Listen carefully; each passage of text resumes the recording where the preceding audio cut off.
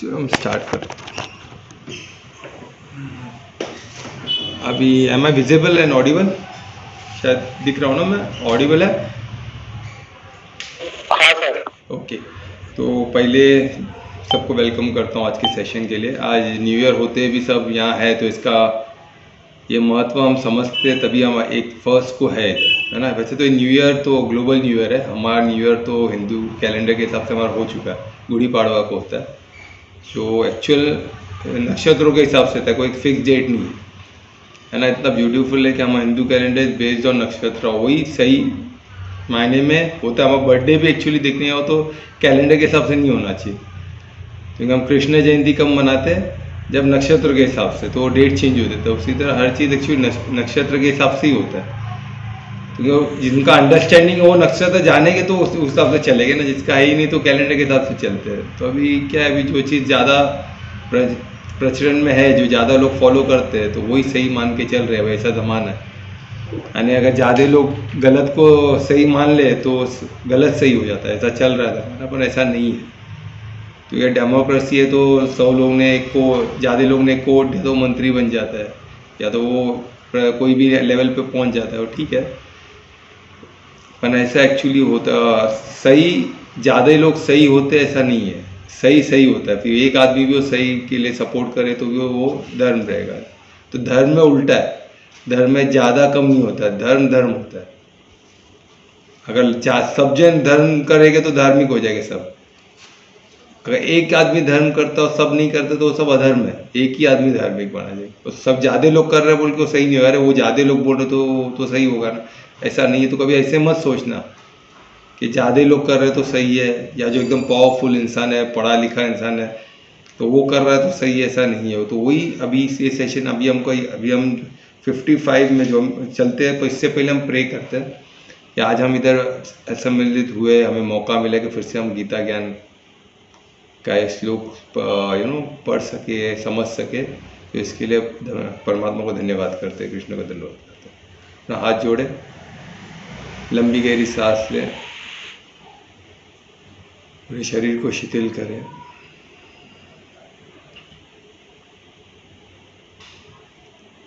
जैसे हमारा शरीर शिथिल होता है, एक अनोखी पीस का हम अनुभव करते हैं, शांति का अनुभव करते हैं, डिवाइन शांति में।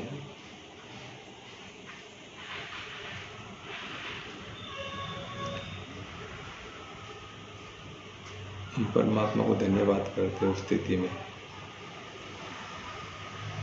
ये परम पिता परमात्मा, धन्यवाद आज के दिन के लिए। आज हम गीता ज्ञान के लिए बैठे हैं, इस ज्ञान का हमें राइट अंडरस्टैंडिंग मिले, हम जीवन में इसे उतार सकें और इसका लाभ स्व को और फिर जग में दे। हम ज्ञान स्वरूप बन के जग में भी इस अमृत को दे सकें, हमें निमित्त बना के हमारे से सब मंगलकारी हो। हरे कृष्ण। हाथों को दर्शन करें।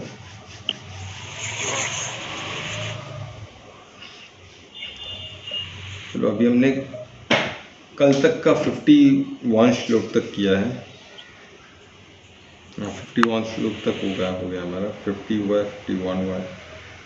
तो इसमें हमने देखा कि किस तरह गुड और बैड के बारे में बताया गया, किस तरह योग और समाधि का महत्व है, उसके बारे में हम जाने कि कैसे समस्थिति कितना इम्पोर्टेंट होता है। तो उसी तरह में 52 में और एलोबरेट करते हुए कृष्ण अर्जुन से कहते हैं कि जिस तरह हम ज्ञान की शक्ति, जब ज्ञान की शक्ति होती है तो हम कितना भी इल्यूजन आए लाइफ में, क्योंकि अभी कलयुग है ना, तो कलयुग को बताते इतने इसमें माया से भरा हुआ है। यानी जंगल की तरह, घना जंगल कैसे होता है, आपने कभी घना जंगल देखा हो तो उसमें चलने के लिए भी रास्ता नहीं होता। कभी आपने डिस्कवरी चैनल या वाइल्ड लाइफ देखोगे ना, तो एक हाथ में चाकू लेकर तो झाड़ों को काट के वो रास्ता बनाना पड़ता है, इतना थिक रहता है। जमीन में पानी भी रहता है, कभी कभी पानी में पैर, कीचड़ में पैर ऐसा डुबा के चलना पड़ता है। हर जगह है ना झाड़, छोटे झाड़ ऐसे वेल रहते हैं, और जाने का कांटे के झाड़ रहते हैं। जाना, चलना भी इम्पॉसिबल है, आप बैठना हो तो दूर की बात है, भागना में तो बहुत मुश्किल है। ऐसे में सांप बिच्छू वो सब रहते हैं जंगल, और इतना थिक रहता है फॉरेस्ट कोई का, तो उसमें धूप भी नीचे तक नहीं आता। यानी ऊपर घना रहता है, ऊपर पूरा झाड़ से बड़े बड़े झाड़ होते हैं तो उनकी छाँव रहती है पूरी, और इतना घना रहता है कि रोशनी आ ही नहीं पाती है, एकदम अंधेरा जैसे ही रहता है। तो ऐसे घने जंगल की तरह है कौन सी माया, और उसमें से हम गुजर रहे समझो। तो ऐसे में ऐसे कलयुग का ये हाल है। सोचो कितना ब्यूटीफुली कृष्ण ने वो समझ रहे कि क्या अभी तभी तो कलयुग नहीं था, सोचो कौन सा त्रेता में ये बोल रहे, तो आज तो मेरे ख्याल से उससे भी बुरा हाल रहेगा, है ना। तो वो बता रहे कि अगर समझो माया जंगल जैसा है, एक घने जंगल में माँ जैसे हम गुजर रहे तो हमको जाने की भी रास्ता नहीं है, तो हम ऐसे में क्या किसका हमको ज्ञान, गीता ज्ञान का सहारा मिल सकता है। तभी गीता नहीं था तो क्या है, वेद, वो वेद को रिसेंबल करते हैं। जब गीता नहीं था तो क्या था, वेद पुराण जो ज्ञान है, राइट अंडरस्टैंडिंग ऑफ नॉलेज। तो वो अभी हमको तो और सरल हो गया, हमको तो क्या है आज गीता है, कृष्ण वाच है, भगवान वाच है, जो एकदम वो बोलते हैं ना उसका सार है, वेद पुराण और उपनिषद जो भी लिखा गया है ऋषि मुनि का, जो इसके कोई ज्ञाता है नहीं, सब जन ने उससे कंट्रीब्यूट किया और बहुत बड़ा बहुत काफ़ी कुछ है उसमें पढ़ने के लिए, इतना वास्ट है। तो उसमें उसका सार हमें गीता में मिला जो कंपाइल हो गया, तो इतना इजी हो गया आज। तो वो बोल रहे जो ज्ञान के सहारे ही हम इसको चीर सकते हैं, बाकी कोई तरीका नहीं है इस जंगल में से निकलने का, और कोई तरीका नहीं है, राइट। यही ज्ञान से ही हम कर सकते हैं, और कोई तरीका नहीं। तो वही बता रहे कि ज्ञान की शक्ति से हम इसको पार कर सकते हैं। और जब हम इसको प्यार करते हैं, तो जब ज्ञान तो ऐसा नहीं कि बचपन से मिलता है, ऐसा तो नहीं है ना। जब हम ज्ञान करते तो ज्ञान आने तक का हमको जो जो सुने रहते हैं, हम जो जो समझे रहते हैं, वो सब भी धुल जाता है, उसको भी हम पार कर सकते हैं। क्योंकि अभी तक हम जब ज्ञान मिलने तक, अभी तक जो भी हमको ज्ञान है, तब तक तो हमने बहुत कुछ सुना है ना, हमारे अंडरस्टैंडिंग कुछ तो है ना कि क्या हर चीज़ क्या कुछ ना कुछ, जैसे रिलीजन है, फिर कम्युनिटी है, जात पात है, कोई कुछ बोलता है, फिर डेमोक्रेसी है, क्या क्या हमारे दिमाग में क्या क्या गया है, ये सब बड़ा, फिर टेक्नोलॉजी है, फिर आदमी सबका इसका मोटिवेशन फैक्टर है, पैशन है, क्या क्या हमको ट्रेनिंग, क्या क्या चीज़ हमारे दिमाग में भरा गया है। मूवीज़ है, फिर मूवीज़ के हीरो के पर्सनैलिटीज़ है, फिर बिजनेसमैन लोग हैं, उन सबको हमने देखा है कि सब कैसे जी रहे हो, सब हमारे दिमाग में क्या अच्छा पूरा हम कन्फ्यूज है कि क्या वो लोग तो सक्सेसफुल हुआ है ना, आज करोड़पति लोग सक्सेसफुल है, तो वो सब ज्ञानी है क्या, वो सब सही के धार्मिक है क्या, ऐसा है कि फिर हमने ऋषि मुनि को भी देखे, आज के ढोंगी बाबा को भी देखे, सब देखे। तो ये सब हमारे दिमाग में जो गया, हम कंफ्यूज है क्या है। पर ये सब जो भी हमने सुना है, जो भी उसमें कुछ अच्छा होगा, कुछ कचरा होगा, कुछ व्यर्थ होगा, कुछ अननेसेसरी होगा, तो ये सबको हम अनहर्ट कर सकते हैं, इसके ऊपर उठ सकते हैं, किसके ज्ञान की शक्ति से। ये बताया जो भी अभी तक आपने सुना है, और जो भी आप आगे सुनोगे उसका आपको असर नहीं होगा, क्योंकि आप ज्ञानी होगा तो सामने वाला तो ही ना ज्ञानी हो, तो कुछ भी बात करे तो भी आप उसको सुनते भी ना सुना कर सकते हो, क्योंकि आपको पता है अज्ञानी, इससे और क्या उम्मीद रख सकते हो। तो आपको क्या करना है, आपको ज्ञान स्वरूप बन के चलना है, ज्ञान देना है सामने वाले को, युक्ति से उसको समझाना है, और नहीं समझे तो दुखी नहीं होना है, क्योंकि कलयुग है, अभी क्या कर सकते हैं। पर आपको अज्ञानी नहीं बनना है, आपको आपका धर्म का मार्ग नहीं छोड़ना है। आप छोड़ दिए तो आप भी कुछ नहीं, आप भी अधर्मी हो।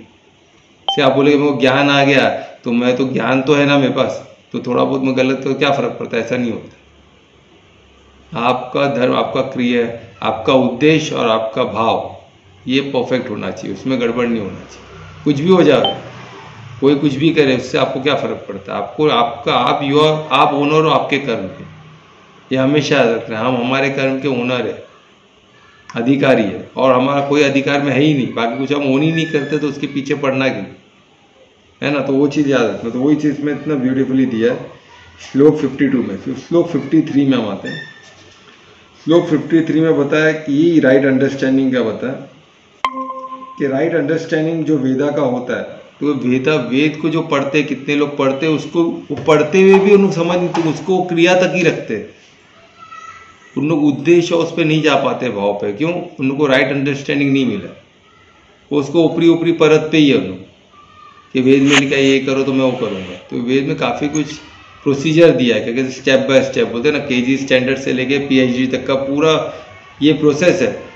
तो सिर्फ हम वो पढ़ के सिर्फ देखिए उसको समझेंगे नहीं तो वो नहीं चलने आता, एकदम उसमें उसको समझना होगा, हमें उसको जिंदगी में उतारना होगा। उसको सिर्फ हम क्रिया तक ही रखेंगे तो उसका कुछ फायदा नहीं है, वही इसमें दिया है। तो आपको क्या करना पड़ेगा, सबसे पहला आपको सेल्फ रियलाइज करना पड़ेगा कि आप कौन है। सबसे पहला स्टेप है सेल्फ रियलाइजेशन। उसके बिना कुछ आप परमात्मा को जान ही नहीं सकते, ये पॉसिबल ही नहीं है। आप सिर्फ माता पिता गुरु देवम तक ही रहोगे। परमात्मा को तो वो निरंकारी है, वो उसका कोई स्वरूप नहीं है। आज निरंकारी का ही वो वर्ड का ही मजाक बना के रख दिया। सब बोलते हैं निरंकार यानी क्या, उसका कोई रूप ही नहीं है, तो मूर्ति पूजा क्या कर रहे हो आप। निरंकार का कोई रूप ही नहीं होता है। तो निरंकार का मतलब, तो निरंकार मतलब एक्चुअली बोलते हैं ना, कुछ रूप नहीं होना नहीं है। निरंकार का मतलब होता है जिससे सब रूप निकला हो। तो वो समझना है हमको, यानी हर एक में निरंकार मौजूद है। वो बोलते निरंकार तो मूर्ति में तो ही ना रहेगा, हम में तो ही ना रहेगा। वो है एक जगह पे बैठा हुआ, किधर तो भी बैठा है वो, हमको उन तक पहुंचना है। अरे कैसे पहुंच सकते हैं आप, कैसे पहुंच सकते हो आप, वो किधर तो भी ऊपर बैठा है, हम कैसे पहुंच के, हमारा विस्तार हमारे शरीर तक ही है, ये समझना है आत्मा का विस्तार। हम किधर पहुंच, हाँ हमारा विस्तार हम कर सकते, कितना विस्तार कर सकते हैं, मैक्सिमम हमारा शरीर, मैक्सिमम ओरा तक। उससे ज़्यादा वो आत्मा का विस्तार कैसे होगा, हम परमात्मा थोड़ी ना है। परमात्मा का विस्तार पूरे जग पर, परमात्मा से कनेक्ट करके हम वो फील कर सकते हैं। तो परमात्मा को कनेक्ट करना होगा। कैसे कनेक्ट करना होगा, पहले आत्मिक स्थिति में आना पड़ेगा। पहले हम तो हम उनके अंश है ना, तो हम वो शक्ति का अनुभव कर सकते हैं। सर्वव्यापी, सर्वशक्तिमान और सर्वज्ञाता, इसका अनुभव हम बिल्कुल कर सकते हैं। तो ये हमको समझना है। हमको क्या समझना है कि हमको आत्मिक स्थिति है पहले, वही इसमें लिखा है कि पहले सेल्फ रियलाइज। और लोग क्या है, थोड़ा वेद पुराण पढ़ते हैं तो बड़ी बड़ी बातें करना चालू कर देते हैं। उसमें जो स्टेप दिया है उस स्टेप पे ध्यान, पहले आपको आत्मिक स्थिति में आने के बाद आगे बढ़ना है आपको। लोग आगे बढ़ जाते हैं, ये सब करते हैं, पर सब क्रिया तक ही रहते हैं। तुमको उन उद्देश्य और इस पर भाव समझ ही नहीं पता। जब तक आत्मिक स्थिति में नहीं आए वो समझेगा ही नहीं ना। पीएचडी का बुक किसको दे दो यार, डॉक्टरेट का बुक किसके हाथ में दे दो, केजी के स्टूडेंट को या प्राइमरी स्टूडेंट को, कहाँ से समझ पाएगा, नहीं समझ। वो बुक उसको क्या कुछ पढ़ने ही नहीं पड़ेगा, वो डर जाएगा ऊपर से बुक का साइज देख के। इतना बहुत पढ़ना पड़े, बोले अच्छा नहीं पढ़ना, अक्लमंदी है, मेरे बस की बात नहीं है। पर वही स्टेप बाय स्टेप जावे तो कब, ये सब आसान है। तो वही बात में बता रहे कि इसको स्टेप बाय स्टेप पहले सेल्फ रियलाइज करो और फिर बाद में आप करो। जैसे ये अभी इसमें इसको आपने गीता को ही ले लो ना, गीता ज्ञान को, इसको योग शास्त्र भी बोला गया, इसको ब्रह्म ज्ञान भी बोला गया। और इसी को मेडिकल हर जगह यूज़ किया जा रहा है, मैनेजमेंट में यूज़ किया जा रहा है, साइंटिस्ट लोग इसको यूज़ कर रहे हैं। क्यों, इसको उन लोग के बुद्धि के हिसाब से उन लोग समझ रहे हैं, हम भी हमारे बुद्धि के हिसाब से समझ पाएंगे। इसलिए जितने बार गीता को पढ़ोगे उतना आपको कुछ ना कुछ मिलेगा ही, क्योंकि इसमें कंप्लीट ये बुक है, कंप्लीट ज्ञान है। ब्रह्म ज्ञान यानी कंप्लीट हो गया ना, ब्रह्म ज्ञान है कंप्लीट हो गया, कॉस्मिक का नॉलेज सब इसमें है। पर आपको कैसे समझिएगा, जब तक आप वो लेवल तक पहुँचोगे नहीं। आपको जो लेवल में हमें, वो लेवल में हम इसको समझ सकते हैं। तो जैसे हमारी स्थिति बढ़ती रहेगी, आत्मिक स्थिति, और धीरे धीरे हम बढ़ते और इवॉल्व होते रहेंगे, वैसे वैसे गीता का हम बोलते हैं ना सूक्ष्म ज्ञान, जो ब्रह्म ज्ञान भी हम समझ सकते हैं। तब तक हमको प्रैक्टिकल एस्पेक्ट पे डेवलप करना है। आज में हम जो डिस्कस कर रहे हैं प्रैक्टिकल, कभी कल दिखते, नेक्स्ट टाइम हम एडवांस पे बात करेंगे। धीरे धीरे जैसे हमारा ज्ञान भी बढ़ते रहेगा, हम भी एडवांस चीज़ समझ पाएंगे, है ना। अभी फिलहाल हम बेसिक, इसको कैसे हम डे टू डे लाइफ में, इसलिए हमको उधर तक ही सीमित रखना है। सबसे पहला क्या है, मैं कौन हूँ, आत्मा। इसमें वही पहले आत्मा के बारे में बताएगा, तो आत्मा की क्वालिटी क्या है हमें वो देखें। आत्मिक स्थिति में एक को त्यागते रहे, हम कौन है। जैसे कल बताया था किस तरह हम आत्मिक स्थिति में आवे, तो वो चीज़ को कैसे आत्मा हम कैसे जाने खुद को। अकेले बैठना, खुद की कंपनी एंजॉय करो। आज लोग थोड़ा अकेले होते तो बोर हो रहे, क्या करे अकेले बैठ के। अरे क्या, खुद की कंपनी को एंजॉय करो। अगर आज जो इंसान खुद की कंपनी को नहीं एंजॉय करता तो किसी और की कंपनी में क्या एंजॉय करे। वो बेस्ट मोमेंट है जब अकेले रहते हो, उसको वेस्ट मत करो। उसमें खुद को जानो, मैं कौन हूँ, मैं आत्मा हूँ, और मैं आत्मिक स्थिति में मेरी शक्तियाँ क्या है। अब वो स्थिति में कैसे ज़्यादा समय रह सकते हो वो सोचो, कैसे देन आप कनेक्ट करते हो परमात्मा को जो निरंकार। तब तक नहीं, आपको कौन दिख रहा है, माता पिता गुरु देवम, किधर न किधर फंसे रहोगे, किसी न किसी व्यक्ति को पीछे पड़े रहो, कुछ ना कुछ आपका इसी में चलता रहेगा चाल में, या कोई देवी देवता का पूजा हो और कुछ नहीं, उससे आगे नहीं बढ़ पाओ। तो आपको समझना है। तो ये प्रोसेस को भी समझ नहीं पाते लोग। कोई गुरु के इधर फंसा हुआ है, कोई माता पिता पे फंसा हुआ है। ऐसे एक क्लाइंट को मिला था, माता पिता ही मेरे सब कुछ है। बोलता अरे ठीक है, माता पिता को सब कुछ मानना, पर माता पिता को किसने बनाया? माता पिता के थ्रू हम परमात्मा को जान सके तो अच्छा। कि माता पिता ने हमको जन्म मिला, कोई किस तरह लाया, उनके क्या भाव थे, है ना। आज हम उनका हमारे पे कंट्रोल किस हद तक है, क्या कंट्रोल है उनका हमारे पे, हमको ये सब सोचना होगा ना। कि वो निमित्त थे ना हमको हमारे आने के लिए। आत्मा तो बाद में आती है ना, पहले तो शरीर हमको उनसे मिला है, एक प्रोसेस है शरीर मिलने का, पर आत्मा तो बाद में प्रवेश करती है। आत्मा कैसे आई रहेगी? जब सोचो हमको ये शरीर क्यों मिला है, क्योंकि हमने जो डिज़ायर, जो परमात्मा जो हम डिज़ायर करके हमको मिलता है। तो ये हमको सब सोचना है। धीरे धीरे जैसे हम करोगे तो हमको, तो वही बता रहे कि सबसे पहला स्टेप क्या है? Self realisation. खुद को रियलाइज करो कि हम कौन है, then you will slowly gradually आत्मा को समझेंगे। और जब तभी हम आत्मा को समझेंगे तब वो डिवाइन कॉन्शियसनेस बोलते हैं ना, परमात्मा को समझ पाएगा। और जब उनको समझेंगे सब सरल हो जाएगा। एक वो ऐसा है ना, जब उसको समझ जाओगे तो आपको कुछ चीज़ समझने की ज़रूरत नहीं, क्योंकि वो सर्वज्ञात है। तो उनको आपको हर चीज़ का हेल्प मिल जाएगा। और वही धर्मराज है, अगर धर्म पे चलो उनसे हेल्प भी मिलेगा आपको। ठीक है, तो आगे बढ़ते हैं। तो 54 में आया है मेन। अभी अर्जुन बोलते हैं, अर्जुन अभी तक सुन रहे थे, सब सुन रहे थे एकदम। बोलते हैं एक स्टूडेंट का काम क्या होता है? फुल फोकस से अपने गुरु को सुनना, बिगर ये करे, और सुन के उसमें जो समझ आया फिर उससे क्वेश्चन पूछना। और उन्होंने राइट टाइम पे भी क्वेश्चन पूछा। देखो क्वेश्चन क्या पूछे, देखो आप हिल जाओगे कि ऐसे स्टूडेंट मिलना भी नसीब चाहिए, कृष्ण ऐसे गुरु मिलना भी नसीब चाहिए। और कृष्ण भी है खुश होते रहे कि उनको अर्जुन जैसा गुरु मिला, अर्जुन जैसा शिष्य मिला। तभी तो गीता ज्ञान, नहीं तो गीता ज्ञान होता ही नहीं ना। ऐसे क्वेश्चंस पूछे। और अर्जुन भी विषाद योग में, विषाद में भी जाके उन्होंने कृष्ण को अपना समर्पित किया, तब जाके हमें गीता ज्ञान मिला। अगर सका बना के रखता शायद गीता ज्ञान नहीं मिलता। उन्होंने समर्पित किया, खुद को समर्पित किया और बोले अभी मुझे टिटोले नहीं चाहिए, मुझे आप फ्रेंडली बात मत करो, मेरे को सीरियस आंसर चाहिए, क्योंकि अब युद्ध के बीच में खड़े, मैं पूरा कंफ्यूज हो चुका हूँ। तो वो तभी उन्होंने क्वेश्चन वो पूछा था अर्जुन ने, कि वो खुद को सरेंडर किया। वो एक ब्यूटीफुल चीज़ अर्जुन ने किया। वो हर एक के बस की बात नहीं है ये समझना कि मैं विषाद में हूँ, मैं एकदम कंफ्यूज हूँ, एक चीज़ को एक्सेप्ट करना और फिर गुरु को सरेंडर करना, ये सबके बस की बात नहीं, सब कोई कर नहीं पाते। फिर उन्होंने सरेंडर किया और तब जाके गीता को हमको, कृष्ण वाच गीता हमको मिला, है ना। हम सबका उसका फ़ायदा होगा, हम सबका मंगल हो रहा है उसके। अभी अर्जुन फिर अभी क्या क्वेश्चन पूछता है, कितना ब्यूटीफुल है। अभी कृष्ण क्या बोल रहा है कि आत्मिक स्थिति के बारे में, समाधि की जो इंसान में रहता है वो कैसे रहता है, समस्थिति, जब सोल कॉन्शियस रहता है तो क्या।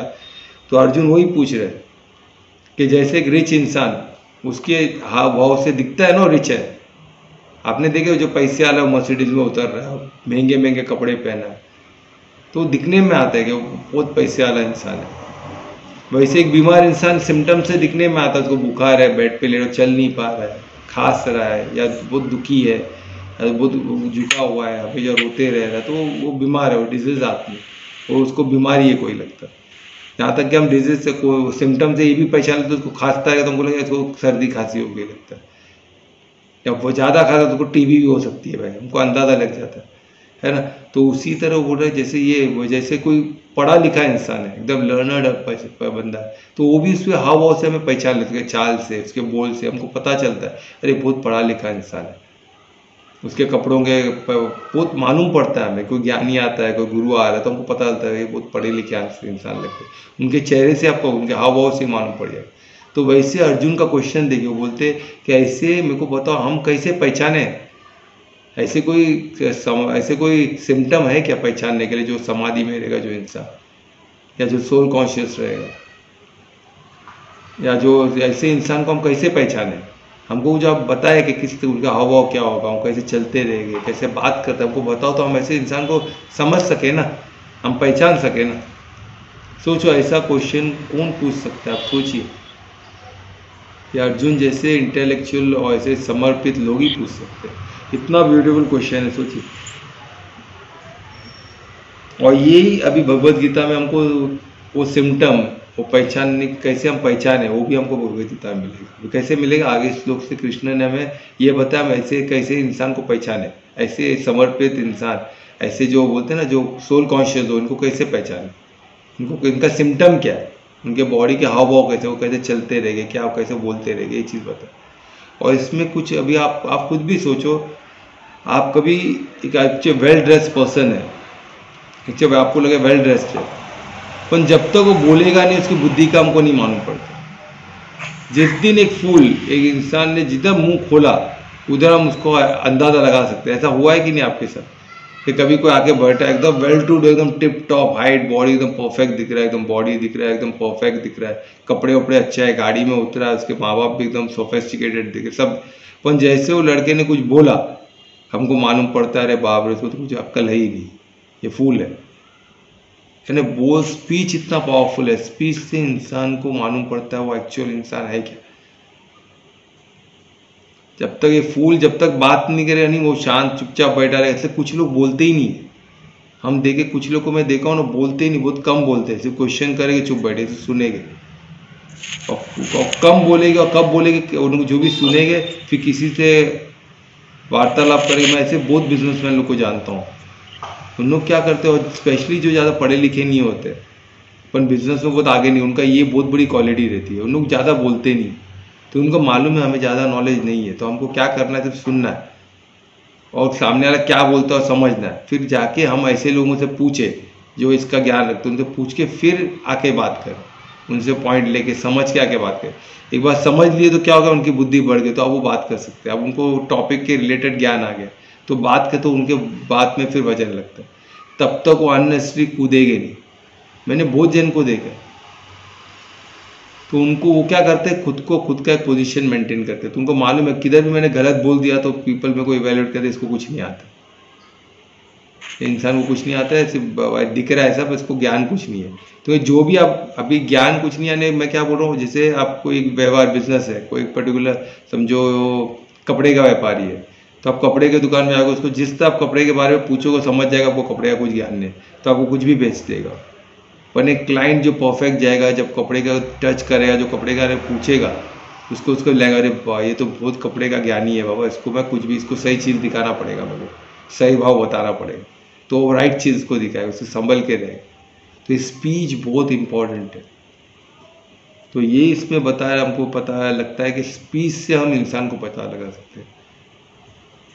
स्पीच जो लर्नर इंसान का स्पीच है वो बहुत, इसलिए मैं बोलता हूँ ना स्पीच जो है वो बहुत क्रिएटिव फैकल्टी और बहुत इंपॉर्टेंट है, इसलिए बहुत सोच समझ के हमको बात करना है। ऐसे किधर भी कुछ भी बात करना बहुत रिस्की है, तो इसलिए हमको जब कुछ टॉपिक के बारे में नहीं मानते हम कम बोले अच्छा है, वो टॉपिक नहीं, हमको जो टॉपिक के बारे में कुछ पता नहीं तो चुप रहे वो अच्छा है, मौन रहे वो अच्छा है, तो उन्हें सामने वाला क्या बोला समझे, फिर उनको बोले कि मैं कुछ देर के बाद आपको गेट बैक करता हूँ, है ना, आज मैं थोड़ा ऑक्यूपाइड हूँ, हमको फिर कल परसों हम बात करते हैं टॉपिक पर, तब जाके जो वो सब्जेक्ट के एक्सपर्ट है उनसे बात करें, फिर आप रिवर्ट करें। तो इनके नहीं तो पहचान लेके आपको कुछ नहीं आता है और उन लोग आगे बढ़ जाएंगे, और आज कलयुग है तो आपको उन लोग कुछ ना कुछ बेवकूफ़ी बनाएंगे। तो कलयुग में क्या है, जिसको नहीं आता है तो उसको नहीं आता है बोल के उसको समझाने नहीं जाएगा, आज वो ज़माना चेंज हो चुका है। कलयुग में क्या, इसको नहीं आता है तो ठीक है भाई, इसको कुछ नहीं आता तो इसको फंसाओ, इसको कुछ भी बेच दो, ऐसा हिसाब किताब। तो आपको ध्यान रखना है, इसलिए आपको खुद को बचाने का बहुत अच्छा तरीका है कि मौन रहो, जब वो ज्ञान के उस चीज़ का कुछ ज्ञान लो फिर बात करो। तो इसमें कितना ब्यूटीफुल क्वेश्चन अर्जुन ने पूछा है, और इसको अभी हम चलते हैं 55 श्लोक में। 55 श्लोक में फिर ये कृष्णवाच है। अभी कृष्ण एक क्वेश्चन दे के अर्जुन अभी वेट कर रहा है कि वो समझ सके कि कैसे वो पहचाने, तो जानना चाहता है कृष्ण, तो कृष्ण अभी कृष्णवाच चालू हो गया जो भगवान वाच है। तो कृष्ण बताते कि कैसे हम पहचाने।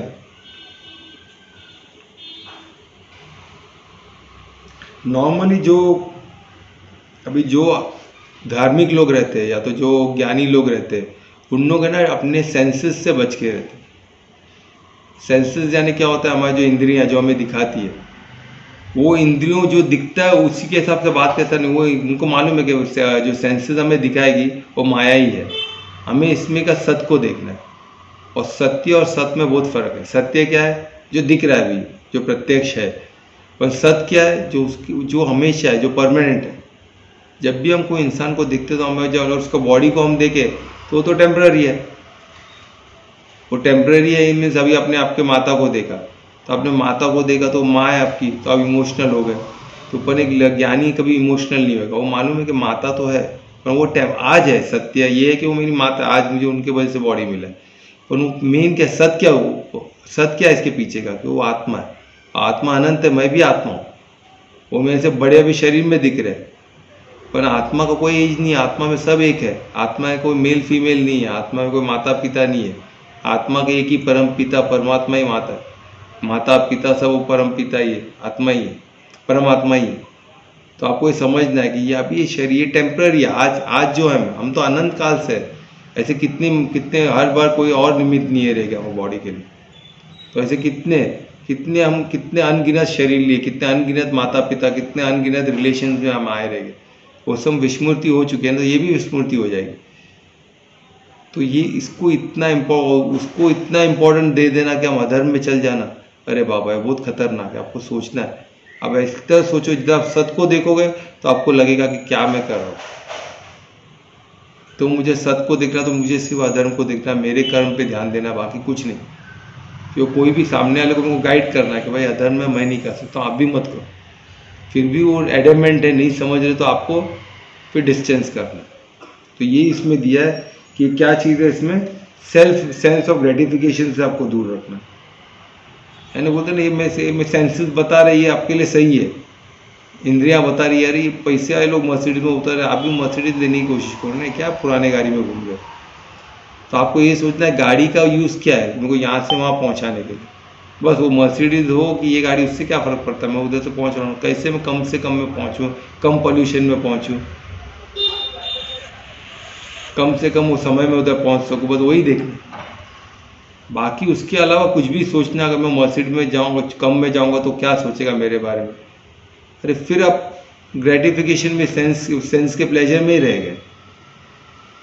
कि आप छोटे गाड़ी में जाओगे तो आपके लिए तो वो आपको कम आकेगा, मीन्स आप भी उनकी तरह अधर्मी की तरह ही सोच लगे, यार मर्सिडीज में जाऊँ तो ही मैं रेस्पेक्ट है, तो ख़त्म हो गया। फिर आप भी अधर्मी जैसा सोचना चालू हो गया।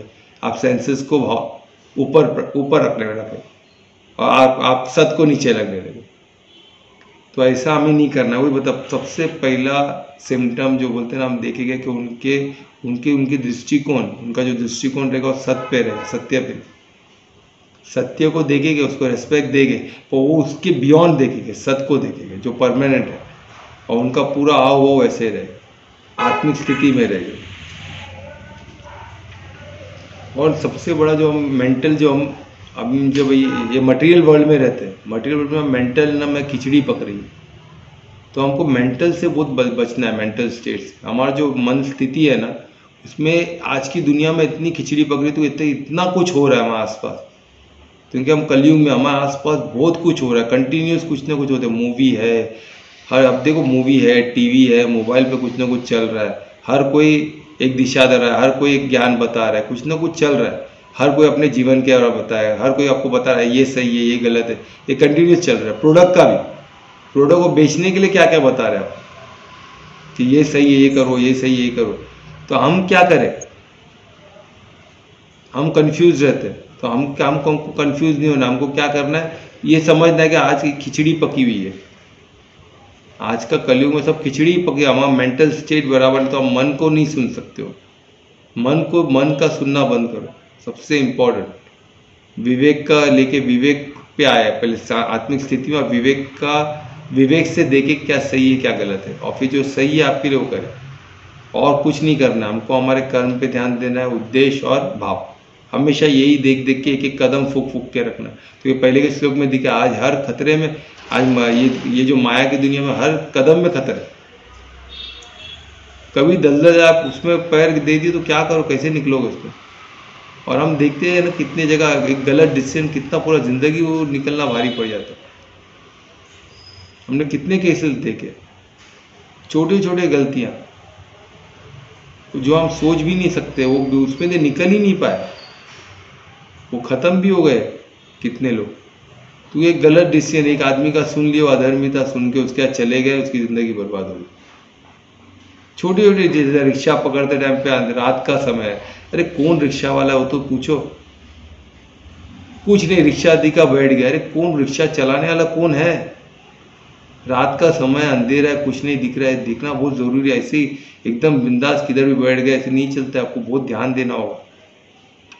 तो ऐसी छोटी छोटी हर चीज़ तो बहुत छोटा डिसीजन, पर उसमें लोगों की ज़िंदगी ख़त्म हो गई, उनको मौका ही नहीं मिला फिर वो रिक्शा से निकलने और जान बचाए। तो ये छोटी छोटी चीज़ें, पहले तो रात के समय अकेला निकलना क्यों? अगर इतना ज़रूरी है तो कोई किसी को साथ लेके निकले। फिर भी अकेला जाना पड़ रहा है, कुछ मजबूरी है तो पब्लिक ट्रांसपोर्ट जो बोलते हैं ना, बस यूज़ करें, ट्रेन यूज़ करें। अगर रिक्शा यूज़ करें तो ओला यूज़, बोलते हैं ना, कोई पहचान वाले रिक्शे को, या किसी का हेल्प ले, या तो रिक्शा वाले का फ़ोटो ले, देखे कौन है, एटलीस्ट चेहरा तो देखे उनका कौन है। तो आप टेक्नोलॉजी यूज़ करें, ओला से कैब को मंगाए, तो एटलीस्ट एक प्रूफ तो रहता है कि आपने ओला बुक किया, आपके मोबाइल में उसका रिकॉर्ड तो रहता है। तो ये सब चीज़, छोटी छोटी चीज़ पे आपको ध्यान देना है। ऐसे ब्लाइंडली अपने नशे में नहीं घूमना है कि भाई मैं ये हूँ तो मेरे को, आपके आसपास कैसे लोग हैं हमें नहीं पता है, हमको कंटिन्यूस अवेयर रहना है। तो ये छोटी जो, यही इसमें हर कदम पे खतरा है, हर कदम पे। तो वही चीज़, तो इसमें क्या है, हमको हर बार हमारे माइंड को क्या करना है, माइंड में बहुत खिचड़ी पकड़ो तो माइंड, मन से कार्य करना, कहीं मन का नहीं सुनना है। मन को बोलना है भाई हम तुम्हारे, आज बोलते हैं मन को नहीं मारना चाहिए। आज कलयुग में ऐसे ऐसे लोग बात करते, कभी ताज्जुब रखता है, कभी मन को नहीं मारने का, मन को मार के, मन को कभी नहीं मारने का, कभी याद रखो। ऐसे में एक बार मॉर्निंग में पार्क में जा रहा था, सीनियर लोग ऐसे बात कर कि मन को मार के क्या मिलने वाला, थोड़ा मन का सुन लेने का, कुछ भी मिलता है खा ले। अरे मन जीती तो बनना योग का सबसे पहले प्रथम रिक्वायरमेंट है। जो मन जीती नहीं बन पाया वो क्या, आत्मा परमात्मा तो दूर की बात है, उनके बस की बात है ही नहीं, वो पहुंच ही नहीं पाएगा आत्मिक स्थिति। तो पहले क्या है, आनंद में कोश, अन्नमय कोश, उसके बाद क्या प्राण, उसके बाद मनोमय कोश। मनोमय कोश ही मेन है, उसको जब तक आप भेदोगे नहीं, आप विज्ञान में कोश और आनंद में कोश तक पहुंच ही नहीं। मन को भेदना है, मन को भेदने के लिए उसको जीतना पड़ेगा। सबसे बड़ा महाभारत युद्ध आपके खुद के साथ है, आपके स्व के साथ। सबसे बड़ा महाभारत आपके अंदर चल रहा है, आपके विकारों के साथ। इसलिए कृष्ण को अपना साथी बनाए, इस गीता ज्ञान को अपना साथी बनाए, और ये सबको काटते ऊपर, भेदते ऊपर चले जाए। भेदना ही पड़ेगा, उसके सिवा कोई चारा नहीं है। वो इसमें बताया, मन में तो खिचड़ी पक रही है, उसमें व्यर्थ है, सब है, पर आपको समझ में नहीं आएगा, तो आपके वो अन्नमय कोश के ऊपर है, तो वो आपको दबाएगा। आपको लगेगा तो बॉडी कॉन्शियस थोड़ी ना, मैं तो बॉडी कॉन्शियस तो ऊपर उठ चुका हूँ, मैं बॉडी का, मैं मन का। अरे मन को भी भेदना जरूरी है, मन तो ही ना एकदम ऊपर, सबसे ऊपर आनंद में कोश, जो आत्मिक स्थिति सबसे बेस्ट है। मन तो बीच में है, और वहाँ ही सब फंस जाते हैं। आत्मिक स्थिति से निकल फिर प्राण में आते, थोड़ा अच्छा लगता है, हल्का लगता है बॉडी। पहले जो फिटनेस में रहते हैं ना, प्राण में कोश में रहते हैं, उनको एकदम मस्त लगता है, एकदम हल्का लगता है बॉडी, तो प्राण में कोश में, तो उनको लगता है ये यही परफेक्ट है, ये आत्मिक स्थिति में। ये आत्मिक स्थिति नहीं है। फिर उसके ऊपर मनों में कोश में आते हैं, मन का सुनना चाहिए, मन में आ जाते हैं। मन में तो खिचड़ी उधर तो मेन पकड़ी है खिचड़ी। जब तो उसको तो लगता है हम प्राण में कुछ से ऊपर उठ गए, तब मन ज्ञान है, उधर ज्ञान भी है, सब है, उधर हम सब लॉजिकली सोचने लग जाते हैं, कंपेयर करने लग जाते हैं, एक्सक्यूज देने, हर चीज़ को हम ये कर सकते हैं। आज कितने लोग तो कृष्ण को छलिया बोल के प्रस्तुत कर देंगे आपको, उनके नॉलेज से, उनके लॉजिक से। आप अधर्मी लोग को मिलो ना, एक ही कृष्ण का, एक ही वो गोपियों के कपड़े छुड़ाते थे, ऐसा कोई करेगा क्या? अरे वही दिखा पूरे कृष्ण के पूरा महाभारत में, उनको वही दिखता है। वो अंगूठा काट दिए हो, ये सही चीज, तो उन अज्ञानी लोग हैं ना, उनको समझ ही नहीं पाएंगे, यही टॉपिक लेके चलेंगे। तो ऐसे अज्ञानी लोग से हमें बचना है। तो मनों में कोश में अटके हुए, तो वो कभी ऊपर नहीं पहुंच पाएगा, तो आपको भेजना ही पड़ेगा। तो ये समझना है, तो ये इसमें लिखा है कि मन को आपको भेजना पड़ेगा। जब आप मन को भेद जाओगे तब आप सेल्फ को जान पाओगे कि मैं कौन हूँ, आत्मा। वो कब आएगा? आपका विज्ञान में कोश, जो मेमोरी आपकी भरी है उसको भी भेजना पड़ेगा। मेमोरी में क्या है, मैं कौन हूँ, सब मेमोरी आपको बचपन से दिया गया है। मैं ये जाति को बिलोंग करता हूँ, ये मेरे माता पिता है, मैं ये जाति का हूँ, मैं ये देश का हूँ, ये सब आएगा उसमें, मेमोरी में आएगा। वो आपको रोकेगा मन के बाद। मन के बाद तो मेमोरी है ना, आपको अभी तक सब ज्ञान जो मिला है वो मेमोरी में आ गया। अरे मेरी पिछली पिछली पिछली एकदम पुरानी मेमोरी क्या है, वो शरीर तक ही रहने वाली है, उसके बियॉन्ड तो नहीं जाने वाली। तो शरीर में मेमोरी को पुराने पुराने याद आएगा। अरे मेरे ग्रैंड फादर ने मेरे को ये बोले थे, ये ज्ञान दिए, तो मेरे ग्रैंड फादर है, इन लोगों ने मुझे ये बताया था। तो इतने सालों से हमारा पूर्वज, आपके पूर्वजों का याद आएगा, जो बॉडी के पूर्वज, तो परमात्मा तो आएगा ही नहीं, बॉडी के पूर्वज उन्होंने क्या क्या बताया। तो ये जो उन्होंने जो जाति, यही मेन है, रिलीजन ही मेन है। तो मैं इसको बिलोंग करता हूँ, इसके लिए मैं लड़ मरूँ। देश को बिलोंग करता है, इसके लिए मैं लड़ मरूँ। अरे ये भी एक सीमा तक ठीक है, पर वो भी कुछ नहीं है ना, तभी भी आत्मिक स्थिति में नहीं है आप, गीता नहीं आप, ये तो नॉर्मल कोई भी आपको मोटिवेट कर देगा। वो देश प्रेमी का गाना, देश का एक गाना चलेगा ना, मेरे देश की धरती, अब आत्मिक स्थिति, इसमें आ जाओगे, मेमोरी कोश में आ जाओगे। अरे आत्मिक स्थिति, अब मैं देश के, आत्मिक स्थिति नहीं है वो देश प्रेमी की, वहाँ तक मेमोरी तक है कि मैं एक कंट्री को बिलोंग है। कंट्री बहुत महान है, भारत बहुत बड़ा कंट्री है, और उससे भी बड़ा कुछ है, उससे बड़ा होता है आत्मिक स्थिति, जहाँ हम पूरी कॉस्मिक वर्ल्ड से मिल जाते हैं, जो आनंद में कोश, वहाँ से धर्म रहता है। फिर कोई भारतीय भी अधर्मी बात करेगा, उसको वो इंडियन है बोल के उसको मानोगे नहीं आप। आपके जाति क्या बोलते हो, जो सही बोलता है वो सही, ऐसा नहीं मानोगे आप। तो आपको मालूम है कि धर्म से बढ़कर कुछ नहीं है। और धर्म क्या है, राइट अंडरस्टैंडिंग, राइट नॉलेज, सही टाइम पे सही चीज़ करना, वही धर्म है, बाकी कुछ नहीं है। रिलीजन बना ही था धर्म को सपोर्ट करने के लिए, इंसान को गाइड करने के लिए कि कैसे वो आत्मिक स्थिति में, अपन वो आत्मा को छोड़ के बाकी सब बात हो रहा है अभी। आप देखो ना, रिलीजन को डिस्कोर्स में जाओ किधर, आत्मा को छोड़ के बाकी सब बात हो कि भाई ये करना है, हमारे लोग को इकट्ठा करना है, हमारे लोग को बढ़ाना है। कोई बोलेगा कन्वर्जन में लाओ, कन्वर्ट करो और लोगों को बनाओ, ठीक है, हमको हमारी स्थापना करनी है। अरे स्थापना, ये तो इधर किधर भी लिखा था कि राज्य में हमको धर्म की स्थापना है, तुमको तो हमारा कौम बढ़ा के कौम की स्थापना करनी। कभी को कोई गीता में किधर किधर कोई भी रिलीजियस बुक या किधर भी वो मेन उसका सार वो है ही नहीं, वो मैनिपुलेटेड है। कोई भी अगर ये बात कर रहा है वो रिलीजियस बंदा है ही नहीं, वो अधर्मी है। कोई भी रिलीजन ये नहीं सिखाएगा, या तो वो रिलीजन ही नहीं है, जो ये सिखाता है वो रिलीजन ही नहीं है, वो किसी महापुरुष ने बनाया हुआ नहीं है, उनका किसी ने नाम लेके उसको मिस इंटरप्रेट किया है। अधर्मी ने उसका, अधर्मी लोग अच्छे अच्छे नाम लेके इंटरप्रेट करते हैं, बड़े बड़े लोगों का नाम लेके चलते हैं, उनको खुद का तो कुछ है नहीं ना। वो खुद बोले कि मैं कोई भी देख के उनको, हमको सिम्टम मालूम है ना। अब इसमें हमको सिम्टम पता चलेगा कि बोलते हैं ना, जो महापुरुष उनके सिम्टम क्या होते हैं। जो अर्जुन ने क्वेश्चन पूछा, मैं कैसे पहचानूँ ऐसे लोगों को, उनके चाल डाल से पहचान सकता हूँ। तो आप पहचान, तो आपको मालूम है अधर्मी है, तो ये खुद का नाम नहीं लेगा, ये किसी बड़े महापुरुष का नाम जो इन्होंने ऐसा कहा था, उसके नैरेटिव को मैनिपुलेट करके बताएगा हम इनको बिलोंग करते और इन्होंने क्या कहा था, वो चालू हो जाएगी। पर उन्होंने क्या कहा था वो किसको मालूम, उनका जीवन से चरित्र पढ़ो ना, वो कैसे जिए, वो जियो ना, वो छोड़ के उन्होंने क्या कहा था तो तुम कह रहे हो ना, उन्होंने तो ही ना कहा। उनका जीवन चरित्र देखो, उन्होंने कैसा जिया तो आपको मालूम पड़ जाएगा। उनके जैसा जीने की कोशिश करो, जो महापुरुष जो भी होके गए उनके जैसा जीने की कोशिश करो, तो आपको मालूम पड़ जाएगा कि धर्म, उन्होंने भी धर्म की बात करते थे और कुछ नहीं। और धर्म को रिलीजन बनाया गया अभी, ऐसे पाखंडी लोग के, ऐसे जिनका खुद का कुछ अस्तित्व नहीं है, जो ऐसे ऐसे जी भी नहीं सकते, खुद का चरित्र ऐसे दिखा भी नहीं सकते। तो उन लोग तो चरित्रहीन लोग हैं, तो उनको खुद का चरित्र दिखा नहीं सकते, तो क्या करें, तो उन लोग चरित्र का बात नहीं करेंगे, उन्होंने बोले रूल्स ऐसा करना चाहिए, ये रूल्स इंपॉर्टेंट है। चरित्र गया बाहर में, वो चीज़ अच्छा चरित्र तो क्या हो गया, पर हमारे रूल को नहीं मानता है तो बेकार इंसान है, उसको काटो, उसको मारो, क्योंकि हमारे रूल को नहीं मानता है। हमारे में रूल में ये करना चाहिए, हमारे रूल में हमारे गुरु को मानना चाहिए, जो नहीं मारो उसको नहीं, वो हमारा नहीं है। ऐसा तो ही ना होता है। माता पिता गुरु देवम, देवम के बाद परमात्मा जो एक है, जो निरंकार, जिससे सब निकला है, सब आकार उससे निकला हुआ है। तो ये निरंकार का मतलब ये बिल्कुल समझो, निरंकार का मतलब कोई आकार नहीं, ऐसा नहीं, उनसे सब आकार निकला, यानी सब आकार उसके अंदर है, इसीलिए वो सर्वव्यापी है, इसीलिए सर्वज्ञाता है, इसलिए सर्वशक्तिमान है। उनके अंदर हम है।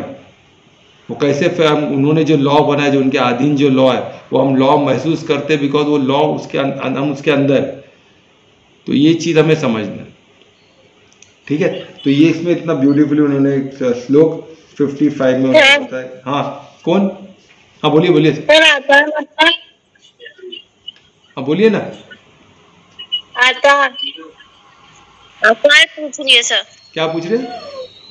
आकार मतलब क्या? आकार मीन शेप, जैसे हमारा बॉडी का एक शेप है ना। बहुत अच्छे यार, अच्छी क्वेश्चन पूछ लिया कोमल, वेरी गुड। आकार का मतलब होता है एक शेप। जैसे हमारा बॉडी का एक फिगर है ना, जैसे अभी हम कुछ चीज पकड़ते हैं उसका एक फिगर आप देख सकते हैं, उसको फील कर सकते हैं ना। निरंकार का मतलब कोई फिगर नहीं, जिसको हम देख नहीं सकते। ग्रेविटी का कोई फिगर नहीं है ना, ग्रेविटी जो भूमि आकर्षण है जो हमको खींच, उसका कोई फिगर नहीं है। पर वो एक लॉ है ना, इलेक्ट्रिसिटी का कोई फिगर नहीं है। पर बाकी सब हम जो आते हैं, मेरे बॉडी का एक फिगर है ना, आपको दिखता हो ना मैं, तो मेरा एक आकार है। तो ये सब हम सब आकार उसके अंदर है, जो पूरा अर्थ है, पूरा जो सूर्य है, सब वो आकार में है। वो सब आकार परमात्मा के अंदर है, इसलिए हम उसको निरंकार बोलते हैं। तो बहुत, हम उसको देख नहीं सकते, हमारी आंखें इतनी बड़ी चीज़ को देख नहीं सकती है। उसके अंदर है। अभी जब मेरे बॉडी के अंदर एक सेल है, छोटी सी जीव, मेरे बॉडी, हमारे बॉडी के अंदर कितने बैक्टीरिया, कितने जीव रहते हैं। क्या वो जीव हमें हमें हमें देख सकते हैं क्या? पर हमें महसूस कर सकते हैं, क्योंकि हमसे उसको सब मिल रहा है। हमारा सेल हो गया, हमारे अंदर जो बैक्टीरिया, हमारे अंदर जो छोटे छोटे बैक्टीरिया, छोटे छोटे वायरस है, वो सब हमें महसूस कर सकते हैं कि हम एक चीज़ के अंदर जो हमें सब दे रहे हैं। और वो हमें देख नहीं सकते, वो महसूस कर। वैसे हम उनको, परमात्मा को महसूस कर सकते हैं, हमको देख, क्योंकि उनका विस्तार बहुत बड़ा है। हमारा अर्थ ही धूल जैसा है उसमें, तो हम क्या है फिर? हम तो कुछ भी नहीं, हम तो धूल, क्या वो एक धूल के ऊपर रह रहे। तो सोचो, तो एक आकार उसको बोलते हैं। तो इसमें वही दिखा है। तो श्लोक 55 इतना ब्यूटीफुली, देखो ऐसे पहले श्लोक में ऐसा लगता है कि हो गया पूरा, सब कुछ बता दिए, पर आगे बढ़ते हैं। श्लोक 56 में, श्लोक 56 में कृष्ण बताते हैं कि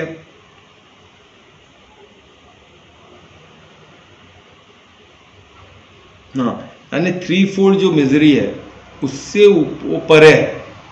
जो जो ज्ञानी होता है, जो समाधि में होता है, सम स्थिति में होता है, जो आत्मिक स्थिति में होता है, वो 3 फोल्ड मिजरी, 3 फोल्ड दुख से, 3 फोल्ड दुख कौन से होते हैं?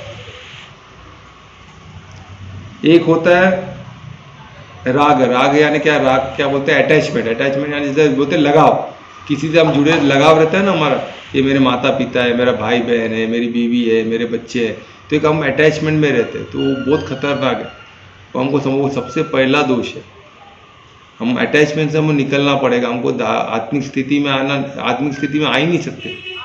एक अटैचमेंट वाला इंसान कभी आत्मिक स्थिति में आ ही नहीं सकता। कैसे आएगा? जब बॉडी है, बॉडी से जुड़, बॉडी से, बॉडी को ही नहीं छोड़ पाया है, तो वो प्राण में कोश, मनो में कोश, विज्ञान में कोश, ये सबको कैसे भेदेगा? पॉसिबल ही नहीं। तो ये बॉडी का सबसे बड़ा प्रॉब्लम है अटैचमेंट। मैं मेरा, यही तो बॉडी का सबसे बड़ा प्रॉब्लम है, बॉडी कॉन्शियस का। जब मैं और मेरे से ही नहीं निकलेगा, तो बाकी तो सब दूर, बाकी तो दिल में बहुत दूर है, वो तो कुछ हो ही नहीं सकता। तो पहले सबसे पहला राग अटैचमेंट से दूर होना है। यानी बोलते हैं मोह, जो हमारा मोह होता है। अभी अर्जुन उधर ही फंस गया ना, इतना ज्ञानी, मेरे भीष्म पितामह, मेरे दोस्त, मेरे गुरु, इन लोग सब, इनसे मैं कैसे लड़ूं?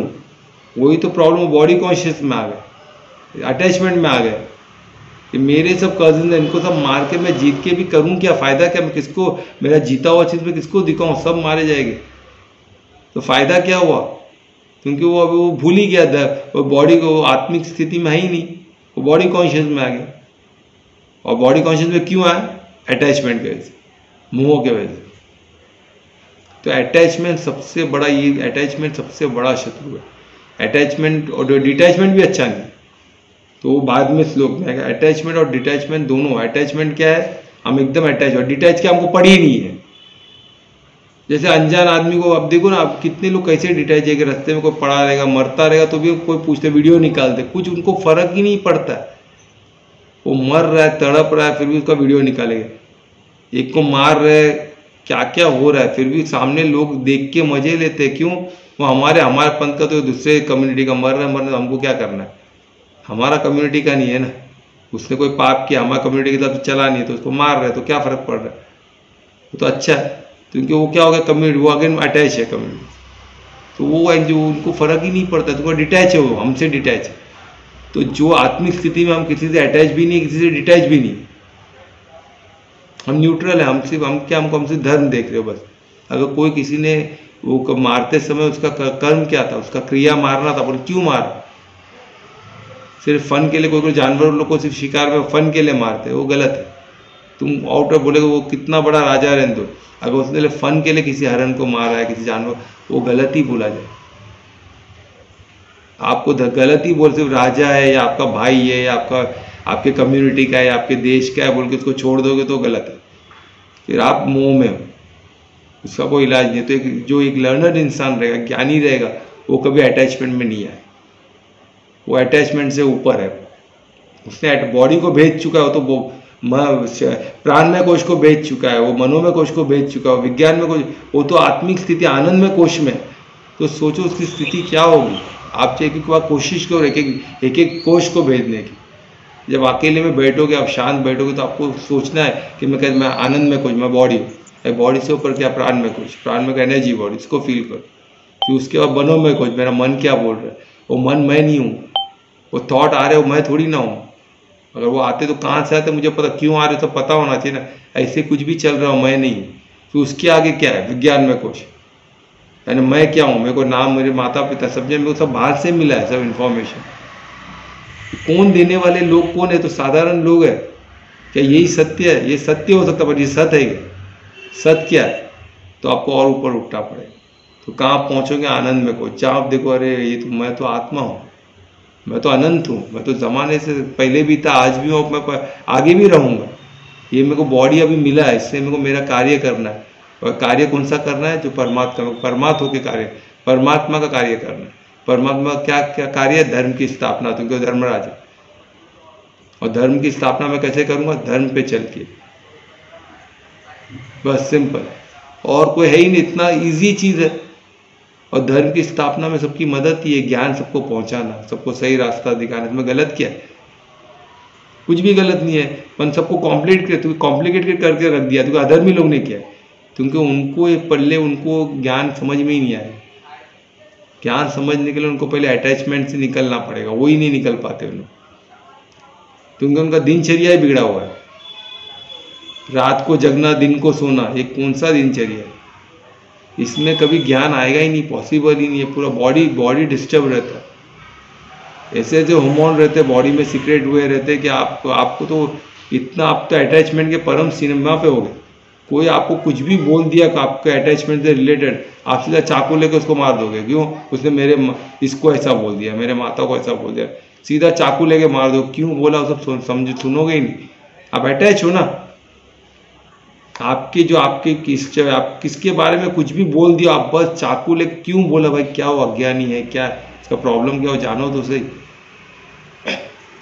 पर नहीं, फिर बाद में रोएगा कि मैं क्यों मारा। वो फिर पश्चाताप करेगा, मैं मारा तो उसकी गलती थी ना।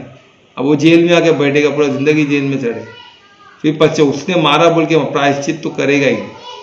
प्रायश्चित कौन करता है? जो ज्ञानी इंसान। गलती होती है इंसान से, तो इंसान को प्रायश्चित यानी तो ट्रांसफॉर्म आ सके, खुद को वो स्थिति से निकालना। हमने वो गलती क्यों? तो हम उस स्थिति में थे ना, आत्मिक स्थिति में नहीं थे हम, बॉडी को, इसलिए वो गलती हुआ। अभी हमको आत्मिक स्थिति में आना, खुद को ट्रांसफॉर्म करना। जब आत्मिक स्थिति में हमको समझ में आ रहा है मैंने कितना बड़ा गलती किया, फिर नेक्स्ट टाइम करोगे ही नहीं, क्योंकि आप वो स्थिति में हो ही नहीं।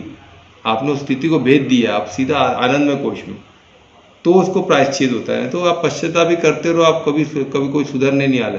पश्चाताप करने वाला आदमी कभी सुधरता नहीं। वो मानेगा मेरे से गलती हो, पर बहाने देगा। उसने बोला बोल के मैंने बोला ना, उसने गाली दिया बोल के मैंने गाली दिया ना, मैं क्या गलत किया? उसने मारा बोल के मैंने मारा, ठीक है, मारा, मेरे को सजा मिल रही, ठीक है, पर मैं गलत नहीं हूँ। तो उसने मारा मैंने गलत, पर उसने मारा बोल के मारा। ऐसे ही चलते रहेगा आर्ग्यूमेंट। क्या कहाँ पहुँचने वाले, किधर नहीं पहुँचने वाले, वही रिपीट होते। तो हमें पश्चाताप ने हमको प्रायश्चित करना। तो वही बता रहे। तो पहला फोल्ड क्या है? अटैचमेंट। सबसे फर्स्ट फोल्ड ऑफ दुख, ये बोलते हैं ना मिजरी, यही है। क्या है? अटैचमेंट, यानी हम राग, यानी हम किसी से जुड़े हुए, बॉडी कॉन्शियस से जुड़े हुए, तो बॉडी मटेरियल वर्ल्ड से, हमारे जगह से जुड़े हुए, हम हमारे पद से जुड़े हुए। कोई मंत्री को कुर्सी मिल गया, कुर्सी छोड़ेगा ही नहीं। वो कुर्सी के चक्कर में कितनों को मार देता है, क्या क्या पाप कर देता है। क्यों? कुर्सी से मोह हो गया, अटैच हो गया। वो भी मटेरियल है ना, हर पद मटेरियल, हर पद बॉडी कॉन्शियस से रिलेटेड है। वो राग ही, अटैचमेंट ही है। अटैचमेंट और डिटैचमेंट से परे वो बंदा, जो बंदा आत्मिक स्थिति, वो उससे परे रहे ना। वो किसी से अटैच है ना किसी से डिटैच है। वो प्रेम, वो परिशुद्ध प्रेम की निशानी है। वो सबसे प्रेम करता है, और प्रेम करने वाला इंसान आपको रास्ता दिखाएगा सही, आपको मदद करेगा कि ये सही रास्ता है। पर आप क्या, तो आप बोलेंगे नहीं मैं नहीं चलता, तो आपको छोड़ देगा। ठीक है भाई, तेरी जर्नी है, तू चल, मैं मेरी, अभी कभी भी मौका मिले मेरी जर्नी में तो आ सकता है, यही रास्ता सही है, इस रास्ते में चल, तेरा भी मंगल हो। ये बोल के स्व परिवर्तन से विश्व परिवर्तन, ये हमेशा याद रखो। तो ये हो गया फर्स्ट। सेकेंड हो गया भय, फियर। ये फियर सबसे बड़ा बीमारी है, सोचो, फियर से बचो। जब आत्मिक स्थिति में होता है फियर, उसको कोई किस्म का नहीं रहता। सबसे बड़ा फियर क्या है? मृत्यु का, डेथ का। वो बॉडी कॉन्शियस आदमी को ही रहता है सबसे बड़ा। एक बार आत्मिक स्थिति में आ गए तो काय का फियर? आपको मालूम है, आपको नया शरीर मिला, तो कोई डर रहता ही नहीं। अब जो भी बड़े बड़े महापुरुषों को देखो, उनको फियर ही नहीं थी। क्यों? वो आत्मिक स्थिति में थे। वो सबसे बड़ा सिम्टम है, सबसे बड़ा आत्मिक स्थिति पैसे बंदे को जानना है तो ये सबसे बड़ा निशानी है कि वो किसी से अटैच नहीं है, किसी से डिटैच नहीं है, न वो किसी से मोह में नहीं है, मोह माया में है ही नहीं हो, क्योंकि वो। और सेकंड क्या है? वो उसको कोई किस्म का भय नहीं है, वो अभय है, वो निडर है। और तीसरा कौन सा है? क्रोध। ये थ्री फोल्ड है। उनको कोई गुस्सा आता ही नहीं है। गुस्सा किसको आएगा? जिसको वो बोले मैं जो फल पे जो जिसका नजर रहेगा उसको गुस्सा आएगा। जिसका ध्यान से अपने कर्म पे रहेगा उसको क्यों गुस्सा आएगा?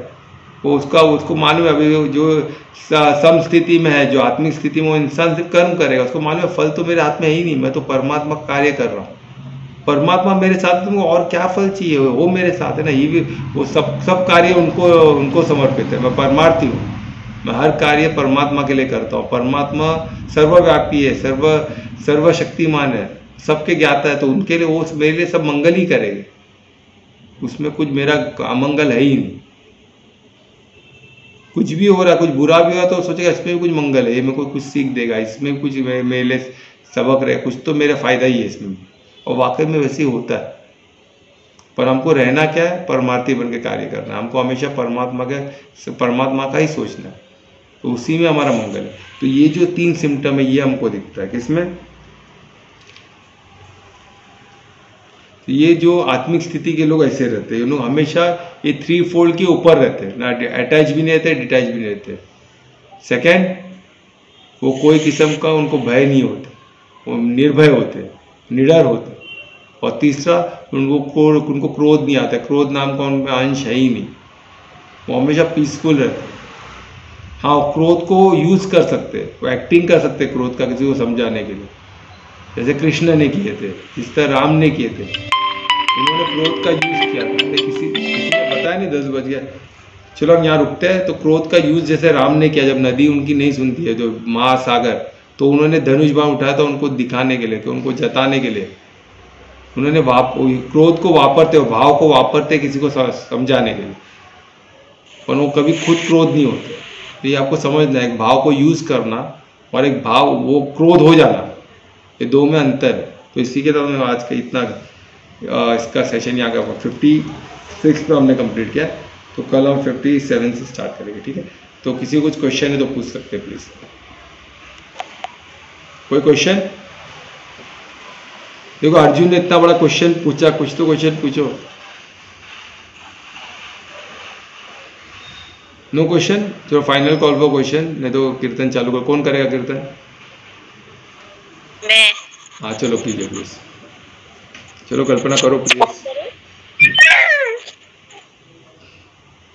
गोविंद बोलो हरि गोपाल बोलो, गोविंद बोलो हरि गोपाल बोलो, गोविंद बोलो हरि गोपाल बोलो।